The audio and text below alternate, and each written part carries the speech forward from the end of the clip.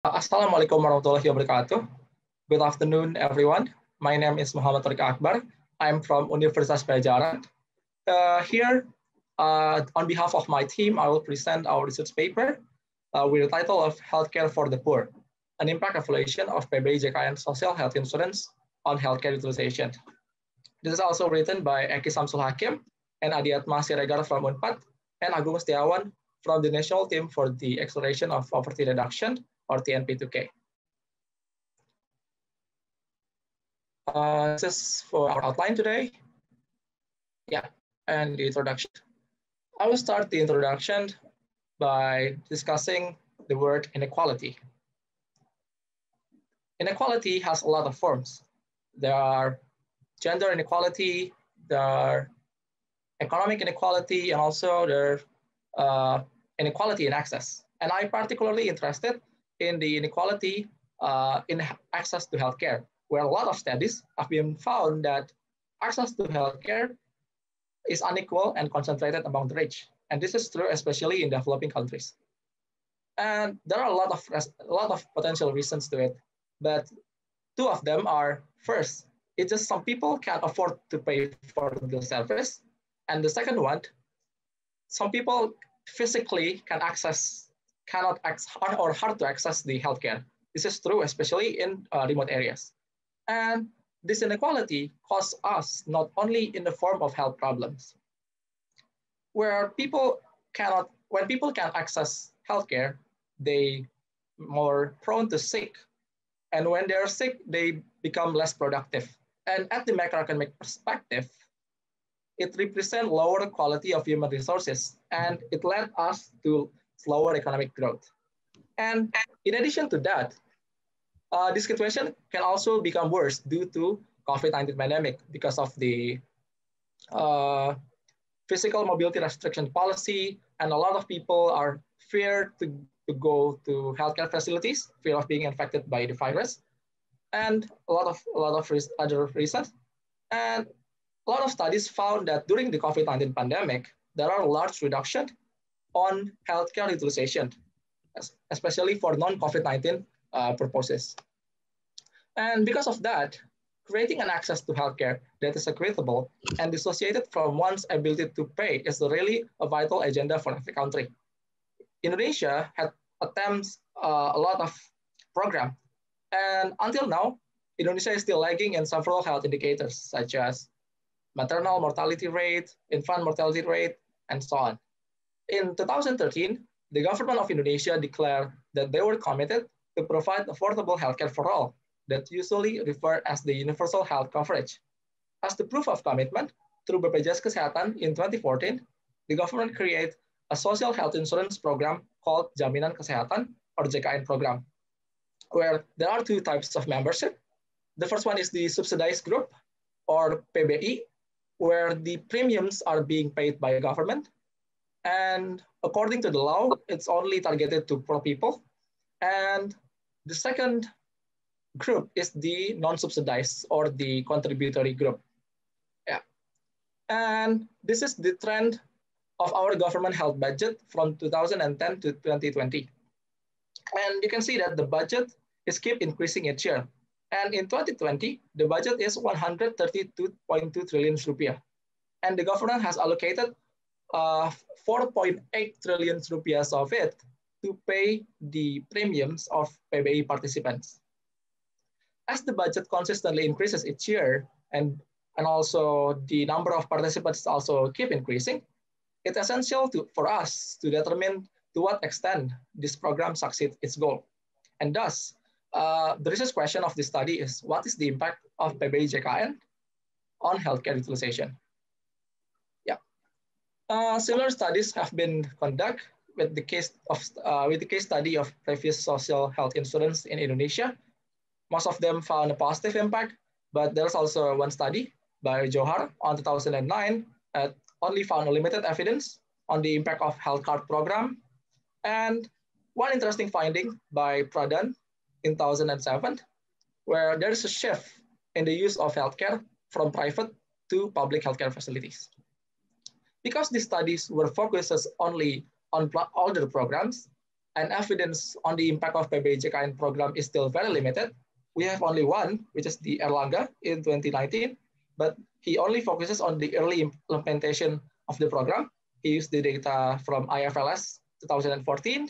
So therefore, our research aims to fill the gap in the literature by estimating the impact of PBJKN using newer nationally representative data. We used the SUSNAS data from March 2020, and we utilized the information about PBJKN ownership, socioeconomic characteristic, health status, and health care utilization, both inpatient and outpatient care. And we limit the sample only to individuals who had a health complaint in the past month. And to estimate the impact of the program, we first need to deal with the nature of selection bias of the program itself. So to address the problem, we use a quasi-experimental approach called the propensity score matching. So propensity score matching approach starts by creating a conditional probability, and later on we will call it as the propensity score by the treatment Z with a given set of covariates X. So the treatment variable Z equals 1 if individuals is benefited by PBJKN program, and the treatment variable Z equals to 0 otherwise. And the impact of the program will be estimated by calculating the average difference of the outcome from the matched individuals. So here we can see that Y subscript 1, or the average outcome from the treatment group, minus the Y subscript 0, or the average outcome in the control group. And for the technical, we use the nearest neighbor matching algorithm with the caliper of bandwidth to equal 0.2 standard deviation, which from the literature, it is find an optimal caliper that could minimize the mean square error when estimating the treatment effect. And we use the status the effect PS match command to estimate the treatment effect of the program. Yep, and this is the result. Table 1 shows the coverage of PBJKN ownership, where we divided in several categories. You can see by sex, by types of residents, by poor or non-poor, and also by per capita expenditure quantile, where quantile 1 means the people from the bottom 20%, and quantile 5 is the people from the top 20%. And we can see that 43% of the population, or around 118 million people, are already covered by PBJKN in 2020. And it is indeed targeted to the poor, where if we sum the share of the quantile 1 and quantile 2, we get that almost a half of all beneficiaries come from the 40% poorest. But it's also important to be noted that there are leakages to people in the richer quantile.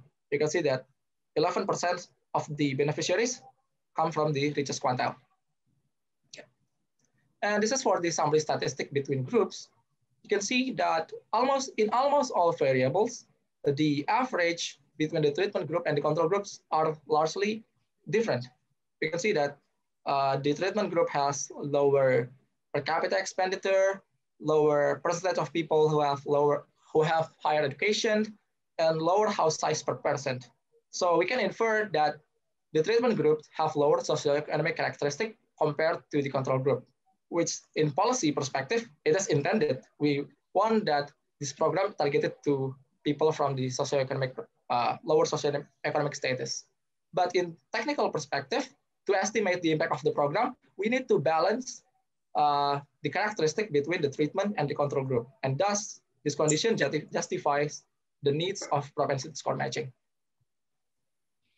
And this is actually the same table, but this is after the matching process. We can see that using the propensity score matching, now the difference between treatment and the control groups it's really small. So it's quite similar between the characteristic between the treatment and the control group. On average, the difference is 0.7%, where according to Caliendo in 2008, it is considered as sufficient to estimate a robust treatment effect. Yeah. Okay. This is the impact of PBJKN on outpatient care. We also divided by the socioeconomic status quantile, and also we divided by the types of healthcare. And overall, having PBJKN increases the probability of having outpatient care by 5.04 percentage points. And we could see that the larger impact found in poorer individuals, this is 7 percentage points, compared to the richest individual, only 1.3 percentage point. And it's also interesting to see that the negative sign in this private healthcare facilities column, it means that there is a shift in the use of healthcare from private to healthcare facilities. And it's really interesting that this shift is largely done by the people from the richer quantile. You can see that this is 8 percentage point compared to 5 percentage point in the poorer quantile. And it's quite similar for the inpatient care. Overall, PBJKN increases probability of having inpatient care by 1.93 percentage point. And it's quite the same with the outpatient care, but where the people from the poorer quantile has the larger impact, and so on. But except for the individual from the poorest quantile, the impact of having PBJKN in private facilities are either negative or statistically not significant. Yes, and for the discussion, based on the insurance coverage, the government has made a significant improvement towards universal health coverage. And it is really higher compared to other similar programs in other countries, such as PhilHealth in Philippines, and also in Ghana, there is Ghana NHS, sorry, and Indonesia is PBJKN is higher than that. And to some extent, PBJKN is successful in reaching individuals with low financial ability. This is represented by the per capita expenditure, but it is important to note that there are substantial leakages. 11% of the total beneficiaries come from the richest quantile, and 1 million beneficiaries have another health insurance other than PBJKN. And there's also an exclusion error when the program is not fully benefiting the poor, where 44% of poor people are not yet covered by the program. And as for the impact, yes, the study finds a positive and statistically significant impact of PBJKN on access to healthcare that represented by the probability of having outpatient and inpatient care. These findings are consistent with the evidence from previous studies in similar program, and also the shift in the use of healthcare is also the same in Pradan on 2007. And as the conclusion, we can conclude that to some extent, PBJKN program has made a significant contribution toward the USC. We can see that almost a half of the population are covered by PBJKN program. And by this research, we also found that indeed the program improved access to healthcare, especially for poor people or the bottom 40%. But it is also important to be noted that large improvement from the government is needed in terms of targeting due to the aforementioned leakages. And this is really important, especially during this kind of situation, during the COVID-19 pandemic, that I already mentioned before, that there is a large reduction in healthcare utilization, and the poor itself already, before the pandemic, already have lower utilization, right? So I think it's really important to improve the targeting, to expand the program to more poor people, and so on. Yes, I think that's all my presentation. Thank you for the opportunity. Thank you, Mr. Mochamad. So today, now is going to be a question and answer. If there is any comment and questions, please raise your hand or chat via the chat column below.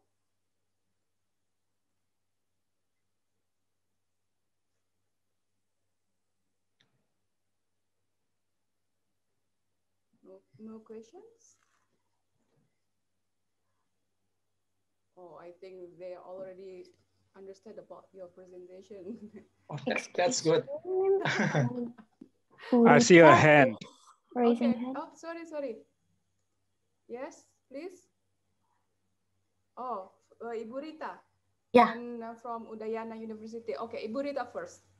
Yes. Please let me introduce myself. My name is Rita. I'm from Fiscal Policy Agency, Fiscal Policy Office. I want to ask about the presentation. That was a good presentation, but can I ask about the switch from the private to public facility, health facility? Is that because more public health facility that join the PBI GKN program, or another reason? Can you elaborate more about that? Thank you.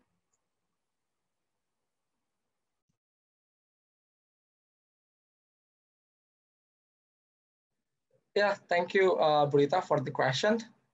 Actually, from the data, we cannot infer anything. We cannot infer why there's a shift from private to public facilities and why it is largely done by the richer people. But I also thought the same like you. I think the reason why there's a shift in the use of healthcare from private to public healthcare facilities is because more public facilities that are joining to BPJS program, to JKN program, compared to the private. I think, and that is the potential reasons to it. Okay, but you didn't account the facility itself, isn't it? In your study, you didn't research about the public and private facility that join the PBI. Your study is not research about that. Yeah, that's true. Oh, okay. Thank you very much. Thank you. Thank you, Ibu Rita, for the question. And now is from Udayana University. Please, sir. Thank you, Ibu Moderator. Thank you, Akbar, for the nice presentations, and I'm interested with your research. I have two questions for you, Akbar. First, about the technical about the PSM PSM method that you use. Please clarify me, because I'm not following you from the beginning. That what was the argument for not taking account the omitted variable to influence the use of the JKN? As I know, please clarify me that the PSM procedure asking us to assume that there is no omitted variable that affected the independent variable. That is the first question. The second question is about, do you also measure the, maybe related to the first question, first questions before that, about the role of puskesmas or the lower level healthcare institutions in actively approaching the patients. Okay, maybe that's two questions that I want to ask you. Thank you, Akbar. Thank you. Thank you for the question. And for the first question, it's a really technical question, and I think every methodology has its own limitation, and it also has its own assumptions, right? And one question from Albertus is, this research also look at who will benefit from JKN, please? Yeah, okay. I will answer the first question first. Indeed, that's true. The limitation of propensity score matching itself, there's still a lot of unobservables that I cannot account it in the model. But I think it's also, that's what I think, okay. There's no other method that I could use with the data, because Susunas data is a cross-sectional data, right? It is better if I have panel data or longitudinal data. So I could use like dynamic model like difference in difference and other methodology. But using Susunas data, I think one of the best approach to estimate the impact of a program is only propensity score matching. Yeah, correct me if I'm wrong. And for the second question, about the role of puskesmas. I think this is really interesting because in other calculation, I also estimated not only separating the impact by public and private facilities, but also by the type of healthcare itself, like puskesmas, is it private hospital and public hospital? And the interesting part is that the largest impact found in the puskesmas. And I think puskesmas is the booster of the healthcare utilization in this case. Is it enough? Answering enough your question? Thank you, Akbar. It's very nice. Yeah. And for Albertus, does this research also look at who will more benefit from JKN? Thank you for the question. And I think it's really a broad thing. If you want to ask about who will more benefited from JKN, but in terms of what? Is it in terms of like the impact or in terms of other things? So I think from my research, I cannot conclude which one is having the more benefit in general, but according to the impact of the outpatient care and inpatient care, we can see that overall, poorest people from the bottom 40% is the group who are more benefited by the program. That's all I know. Thank you.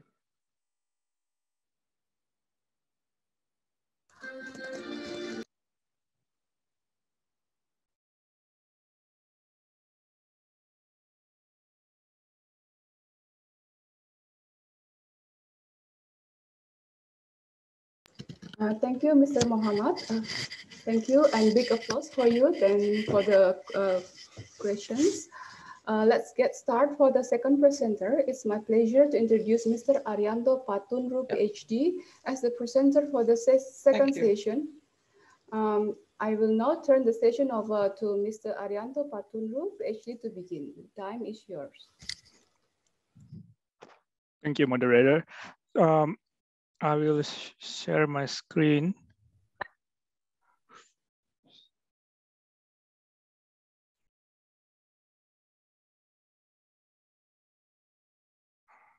Is it seen and on your screen there? Yes. Let me make it full screen.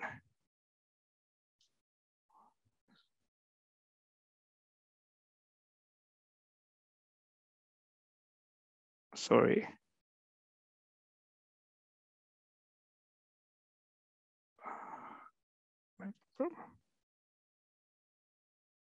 Okay, hold on. Okay, so this research is a collaboration with my colleague in Jakarta, Wisnu Adiwijoyo. So we're trying to measure the economic risks of COVID-19 with a local perspective. Sorry about the typo there. So some introduction first. We know that the virus, the SARS-CoV-2 virus, does not discriminate, but the geographical spread also have some unique response to it, right? So, and we already know that Indonesia is one of the most severely affected countries, and our interest is to look at the situation at the subnational level. So we investigate this using an approach introduced by Noi and friends in 2020 last year. It's called HEVR approach. I will explain later, but this is basically hazard, exposure, vulnerability, and resilience approach. And from this study, we confirmed that the economic risks of COVID-19 is correlated strongly with the spread. And the highest economic risks are in the western part of Indonesia, especially in Java. Okay, but let me first give some updates, and I will be quick on this because I think most of you have been aware of this situation. So first, in terms of district distribution in terms of district, we can see that actually, it's everywhere already. So basically, it's if you can call it well distributed. In terms of bed occupation rate, also we can see that actually it is still concentrated mostly in Java area, especially in Jakarta and Jawa Barat, Banten. If you see the right panel of the screen, so we have issue in distribution of facility also, but at the same time you can see that actually the occupancy rate. Occupation rate is very high in Java. And vaccination, again, I think most of you have been aware of this. It's starting to increase, and again there is a concentration in Java, Jakarta, for example. The second vaccination, so that means those with fully vaccinated injections are already quite high, but in terms of this, in other regions, we can see that they are still very, very low. Another update is that we can see that there is correlation between mobility and vaccination. And by vaccination, we mean fully vaccinated, so twice injection, twice vaccinated, right? So for example, here, if you see the panel number 1, 2, 3, top panel number 3 on the right side is the parks mobility. You can see that the correlation is stronger than others. So basically we can see that when people get fully vaccinated, they start also to be more mobile, and mostly to places like parks and also groceries and pharmacies, right? This can tell two things. First, the confidence increase with vaccination, but also at the same time, we need to be careful to still pay attention towards mobility, because usually when they get fully vaccinated, they become more confident, and then they go straight away to parks or groceries, right? So that's some updates and the recent situation. And now, how do we measure the economic risks? So we start with the research questions. What is the economic risk that is posed by the COVID-19 pandemic, right? And how is it distributed geographically across Indonesia? And can we consistently monitor the development? So basically, our work is not just trying to measure, but this is a very data intensive work, and we want to be able to use as much data as possible and to create some mechanism whereby people can monitor the development, right? So after this work, we want to make some dashboard in our in some website to help people to monitor the situation in terms of economic risks at the regional level, okay, subnational level. So what was the approach? Our approach, as I said, we follow Noi and et al. So we examine 4 factors. So hazard, exposure, vulnerability, and resilience. In their study, they find that the economic risk of the pandemic, so their study is global, is particularly high for most African countries, like in India and also Southeast Asian continent. We, on the other hand, want to look at this situation within Indonesia, so subnational level. So that's the difference between our study with their study, who looked at the global situation. Okay, so again, this is data intensive work, and we have to provide a systematic way of looking at the economic risks of COVID. So this is the model. Basically, it's very simple. So we model risk based on those 4 factors, right? So the interaction between hazard, exposure, vulnerability, and resilience that I will explain one by one, and what data we use for this, for measuring this. So first, the first component is hazard, the H. This is the most important variable, and we use the data from COVID-19, mostly from Kawal COVID-19, and this is the main variable of interest, and that is COVID-19 confirmed cases per 1,000 people. Okay, and then we search the data, and then this the distribution at the district level. Okay, so basically it's on district level. And then the second variable is exposure. So this is indicator that consists of population density, number of public areas, transportation networks, frequency of flights, internal migration data. There's a lot of data sources. You can see in this screen, PODES, Debdagri dataset, and then OpenStreetMaps, OpenFlight data. So again, this is data intensive. We try to use as many data sources as possible.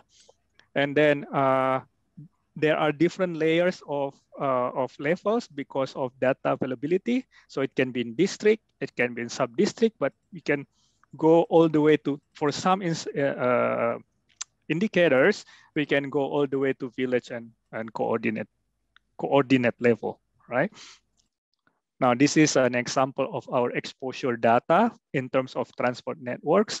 So you can see those dots there representing waterport, ferry port, airport terminal, bus, railway station, and the gray ones are the districts, the administrative border of the districts, okay?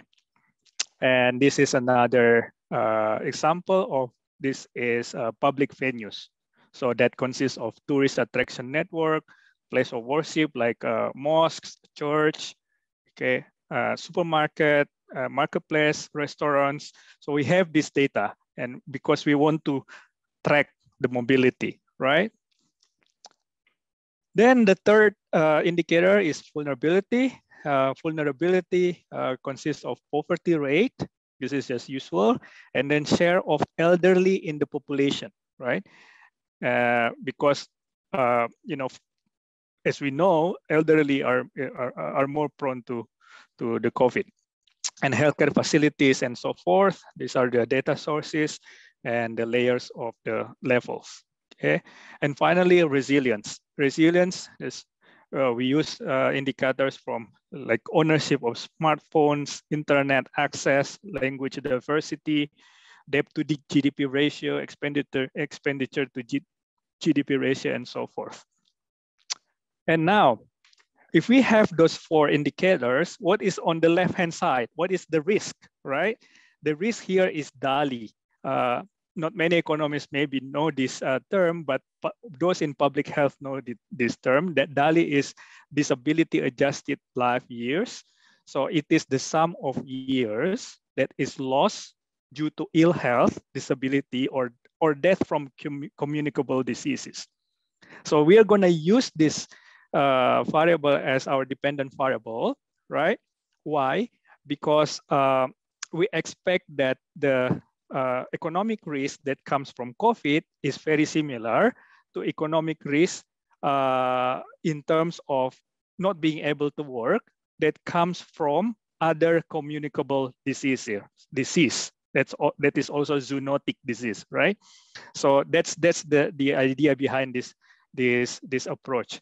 And then when we want to transfer it to economic risk from DALI health indicator to economic risk, we normalize the health measure with economic indicator, in this case GDP share, okay?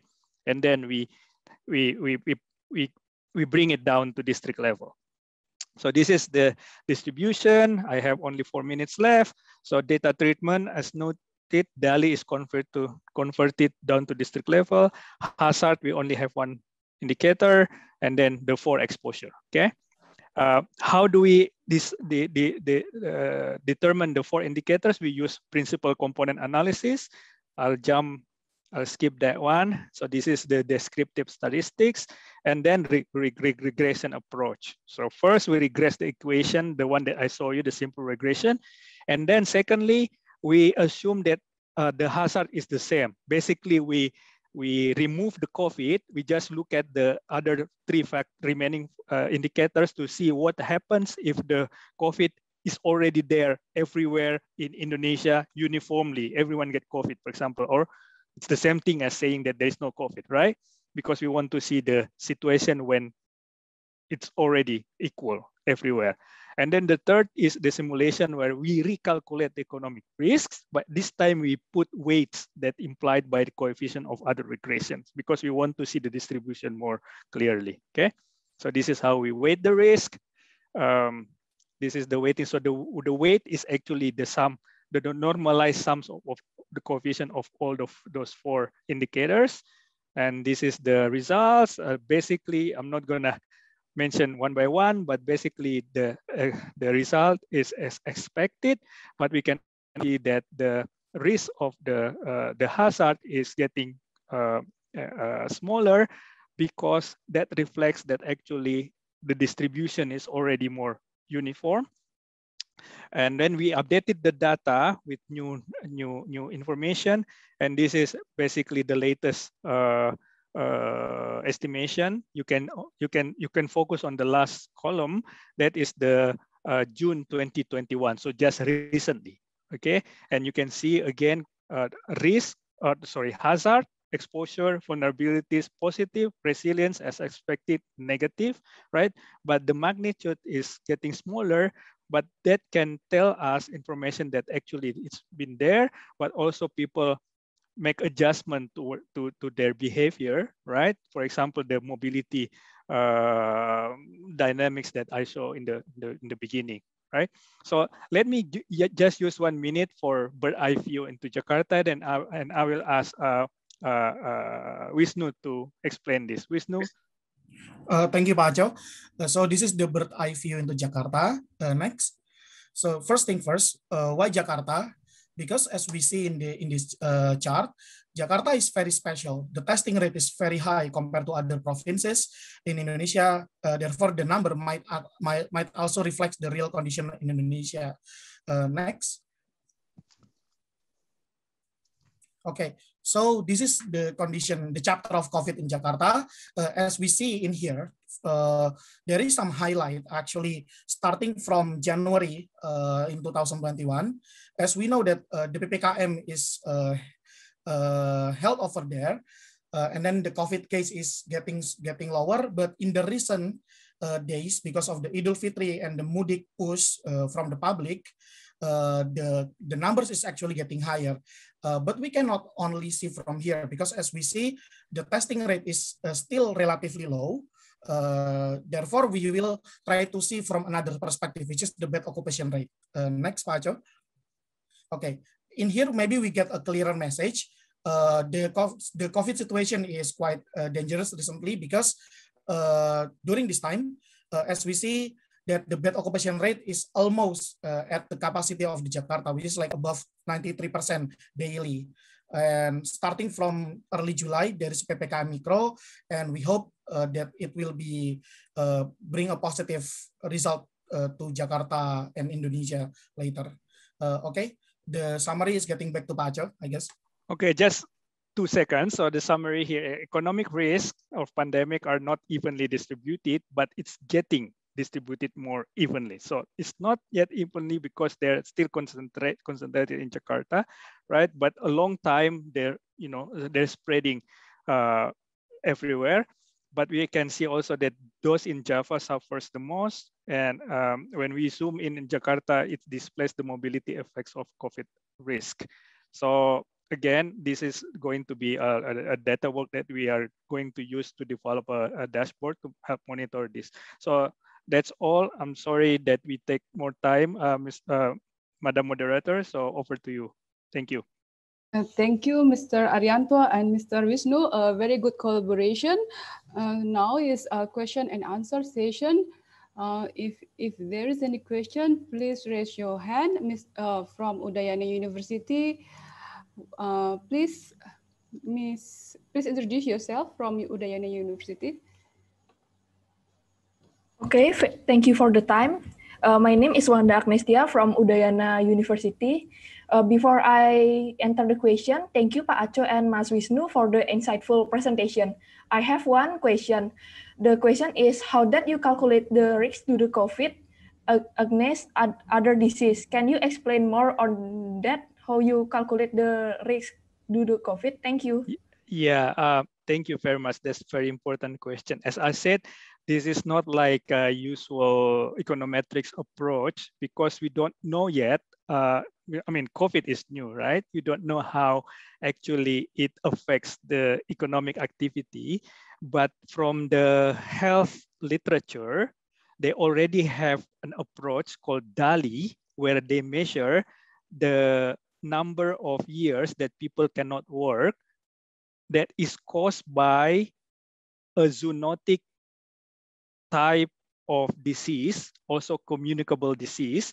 So based on that, because COVID is also communicable disease and also zoonotic, right? We assume that probably the effect will resemble those types of diseases. And then we see how it can relate with the indicator that is called DALI. And then we try to transfer this health-centered DALI measure into economic risk by normalize it with economic indicators, in this case, GDP. Thank you. Thank you, Mr. Arianto. There is another question from Ibu Wening, Mbak Wening from the committee. Please, Mbak Wening. Okay, thank you, Pak Arianto and Kak Wisnu for the presentation. It was such a really good presentation. I'm Wening from Faculty of Economic and Business, Universitas Gadjah Mada. We are all aware that each area in Indonesia is implementing different policy or social program in order to help for the economic condition, right? How did you put into the model the differential between each policy implemented in Indonesia to measure the COVID-19 impact for Indonesia economic? Thank you. Again, that's a good question. And the answer is we haven't reached that level. That's why we have, actually, I didn't get to mention the last point in the summary slide. It says what's not yet considered here is health protocols and their enforcement and efficacy, and also disaster relief or fiscal stimulus. And that means also some policies. But in the future, we want to be able to capture those factors also, Mbak Wening. But thank you for that question. Wisnu, maybe you want to add something? Thank you, Pak Aco. Actually, it's true. We haven't include those variables, but maybe in the future, in the near future, we can add them. Fortunately, for now, I think one of the proxy that we have is the healthcare facility. Maybe it's not strongly related to that, but it can represent the condition in each area, which is like the bed occupancy rate for each at district level. That's what we have. And then we also have another variable that is at district level, which is the vaccination data. However, the vaccination data is still limited. Maybe we will update it when we have enough number of observation. So that's another plan that we have in terms of data. So this research is still very much an exploratory data analysis. So we will still put more effort into completing our data gathering. I think that's all from me. But at least we have started with Jakarta, as Wisnu mentioned in the last part of the presentation. We look at the impact of PPKM, also what happens after the Maulid, which was actually followed by the Habib Rizik's gathering, right? And then you see very high jump on that graph, if you remember in the last slide. Yeah.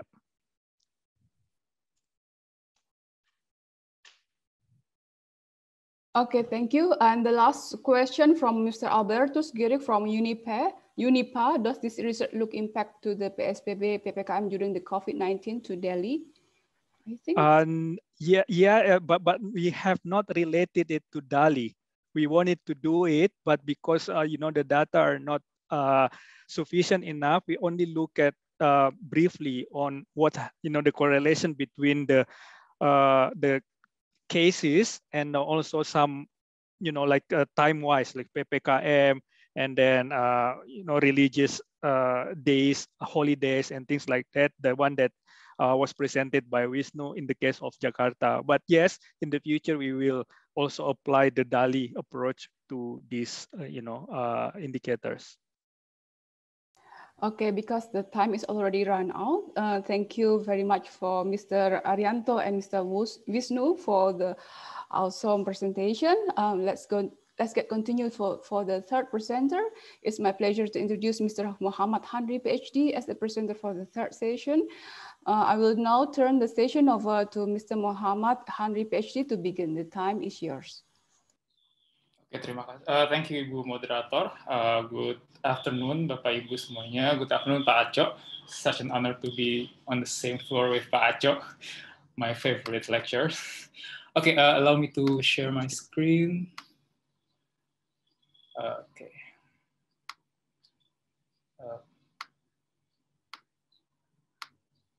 Is it on full screen now?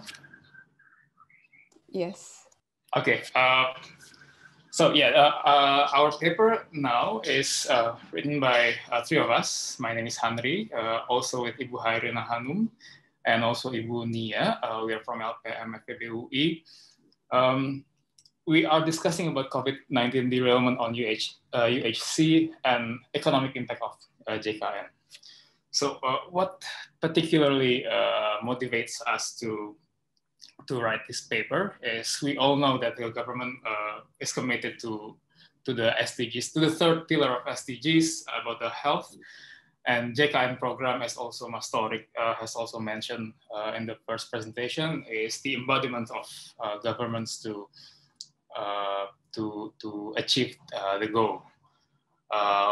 We have so far a good progress for UHC and also the JKN program. And back in 2017, our institution had conducted a rapid impact assessment about the JKN program to the economy. And we did it again back early this year, 2021, together with BPJS Kesehatan. We have these two projections. Then why don't we assess those projections? One being the baseline and the second one being the end line, one may call. Then we can see how far, by how much does the COVID deviates the projection. So that this paper is mainly about, we describe about the current state of UHC and JKN program in Indonesia. And we try to elaborate the contribution of JKN program to Indonesian economy, measured by GDP and labor market. It's not the highest, yet it's still distinguishable. And we also project the impact and implication of COVID-19 to those indicators. We found that obviously the COVID negatively affect the macroeconomic indicators. Respectively, the objective and the question is we want to see by how much will COVID affect the UHC and the economy, and by how much. That's the main goal of this paper. If I may briefly discuss about the current state of Indonesia's UHC, so far we are doing well, pretty well. From 2015 to 2017, we have a good progress of the UHC index based on World Bank's publication. We end up in 57.0 in 2017. We also doing pretty well regionally and incomely. We are still above the average in terms of world's average. We also above the average for the lower middle income group. However, we are below the Southeast Asian countries. We are behind Singapore, Brunei, Malaysia, Thailand, and Vietnam, if I'm not mistaken. But still, we are in a good progress. As you can see in the map below, we are in a darker shade of blue or gray. where our shade is roughly similar with Australia from this map, if I'm not mistaken. And what about the JKN program? Based on BPJS, their publication in earlier this year, over 80% of the population are covered in JKN program. And 95 million of them are the PBI segments, which has been mentioned also in the first presentation, where the PBI segments is the group of people whose premium are paid by the government, so they don't pay the premium. However, the distribution is yet uneven. If you can see in the map below, this is based on SUSNAS 2020. The distribution of membership is somewhat skewed to the eastern part of Indonesia. We haven't checked yet, but our hypothesis is because these regions are in a lower income group, so probably the percentage of those in PBI segments are higher in these regions.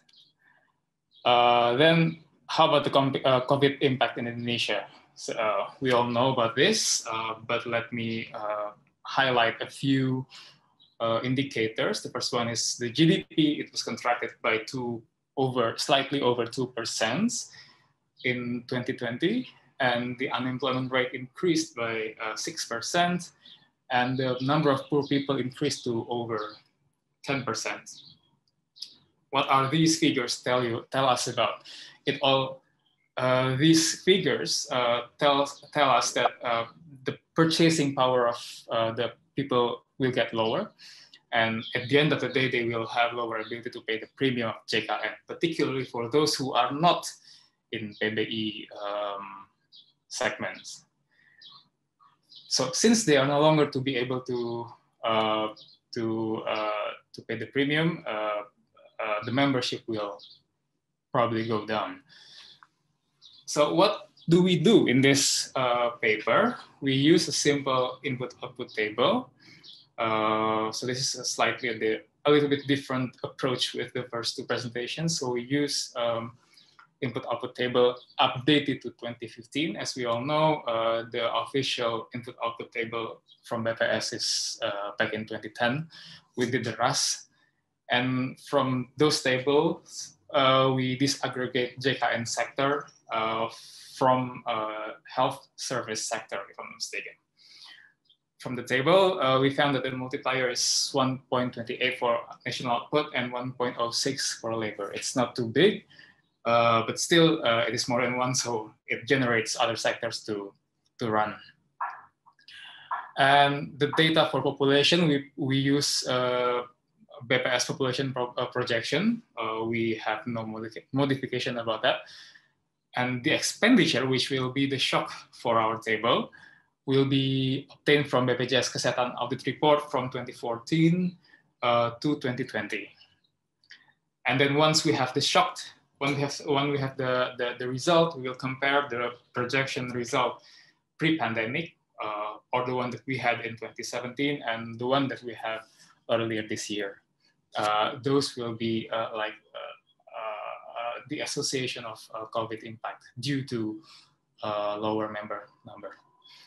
The assumption that we use is we project the JKN member, which is a percentage of BPS population projection. Pre-COVID, it was targeted 85% of population is covered by JKN. But post-COVID, we don't want to make number. We don't want to make a projection. We use the target from Ministry of Health later last year. They said that 95% of population are targeted to be covered by JKN by 2023. So from 2020 up to 2023, we evenly distribute the growth of members evenly, and after 2023, we put the growth back to its long-term trajectory. So you can see the projection of members in the table below. Second assumption about the expenditure. This is the critical assumption. We know that this study heavily depends on the assumption. We use the expenditure as the shock. We use the ex-post audit report from BPJS Kesehatan. From there, we can obtain the average cost per member, which is the total expenditure divided by the number of member from 2014 to 2020.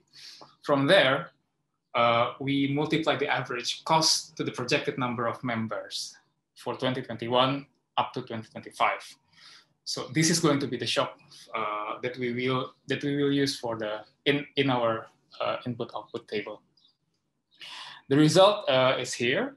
The comparison, the pandemic reduced the number of JKN by 1.7 million in 2020.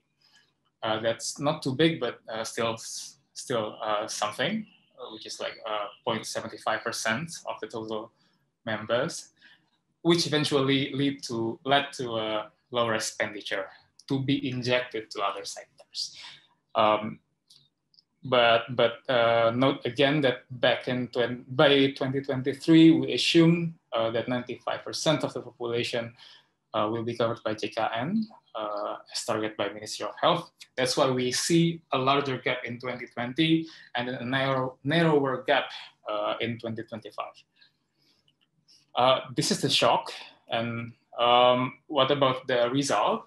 For the national output, we see a similar pattern because the shock is pretty much like the previous slide. The national output, the top line is the one that we projected back in 2017, and the lower line is the one that we projected earlier this year. The national output dropped from 279 trillion to 224 trillion. And how does that affect our GDP? On average, there will be, in total, from 2020 to 2025, there will be a total reduction, roughly around 66 trillion IDR because of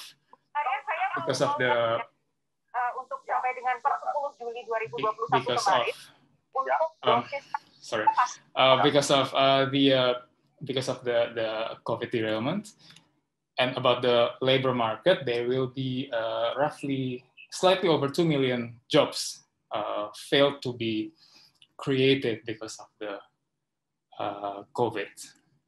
So what are those figures tells us about? At least so far, we found 3 implications. The first one, as we know that the poverty increased by roughly around 11% by the second semester of 2020, there will be around a similar number, 10 million, of freshly eligible PBI segment. Those are people who before they could afford the premium, but then since they fall into poverty, they are no longer able to pay the premium. Thus, the membership will be suspended. That will eventually affect the expenditure and so on and so forth. The second implication is about the missing middle. This is the term introduced by our colleague, Pak Teguh Dartanto. These people are mainly the vulnerable people, those in decile above decile of 40, but below 60, if I'm not mistaken. This implication is twofold. The first one is we have to be aware about those who will fall into poverty. So these people are people who before could afford the premium, but after pandemic they wouldn't be able to pay anymore. But also those who exit the poverty. These are people who before they don't pay the premium, but once they exit the poverty, they are no longer eligible for the PBI, but they didn't realize it, so they don't pay, and then their membership is also suspended, which eventually the same result as before. And also the third implication is the BPJS Kesehatan could take the COVID-19 as a momentum of raising awareness of people, the importance of healthcare, because COVID affects thousands and millions of people's health. Last slide. Okay, we aware that this paper has a limitation. This is not a causal impact of COVID. This is simply a brief, quick assessment about the deviation from COVID. And the IO table is still on 2015 because the GDP, the 2020 GDP is still in preliminary, so we cannot really update the table yet at the moment. And we cannot observe the interprovincial unevenness because we don't have the area. So that is from me. Over to you, Ibu Moderator.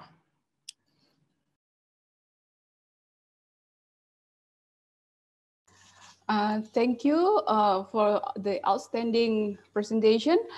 Now, let's start for the question and answer session. Please raise your hand if there is any questions. Let me see from the gallery.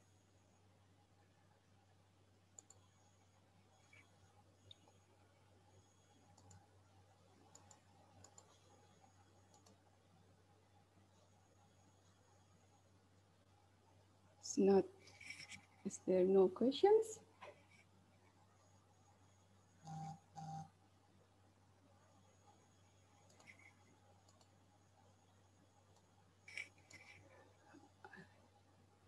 Okay, because is there any question again for ladies and gentlemen, the participant of this session?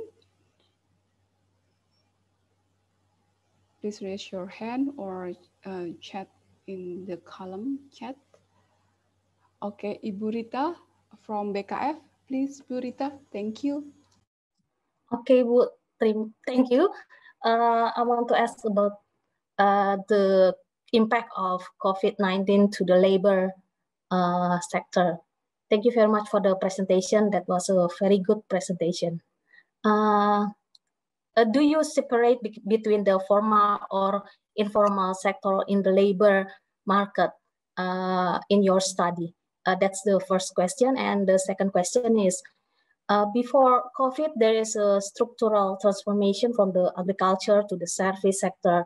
Do you think the COVID-19 have an impact on that structural transformation? Thank you very much. That's my question. Thank you, Burita. Unfortunately, we cannot separate formal and informal workers from the input-output table. We just have the overall employment, if I may say. So yeah, we don't separate between formal and informal. And as for the structural transformation, I believe that COVID will drive structure shift from pre-2020 to post-2020. But again, because I believe that if we update the input-output table to 2020, once the GDP 2020 has been settled, there should be a different figures that we can get.